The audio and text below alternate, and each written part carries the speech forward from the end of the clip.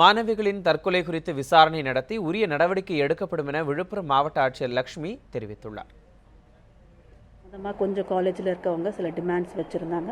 அது சம்மந்தமாக நாங்கள் அரசுக்கு தகவல் தெரிவிச்சிருக்கோம். அதை கூடிய விரைவில் அரசுக்கிட்ட உத்தரவு பெற்று செய்து கொடுப்போம். அந்த கல்லூரி நிர்வாகம் சரியாக செயல்படல, மாணவர்களுக்கு போதிய அடிப்படை வசதிகளை செய்து கொடுக்கல அப்படின்ற மாதிரி சில டிமாண்ட்ஸ் வச்சுருக்காங்க. அந்த கல்லூரியை மூடி சீல் வைக்கணும் அப்படின்னு ஒரு டிமாண்ட் வச்சுருக்காங்க. ரெண்டாவது, அந்த கல்லூரியோட தாளாளர், குறிப்பாக வாசுகின்ற ஒரு லேடி, அப்புறம் அவருக்கு கூட்டாக செயல்படுற வெங்கடேசன்ற ஒரு நபர், இவங்க 2 பேரையும் உடனடியாக கைது செய்யணும்னு ஒரு டிமாண்ட் வச்சுருக்காங்க.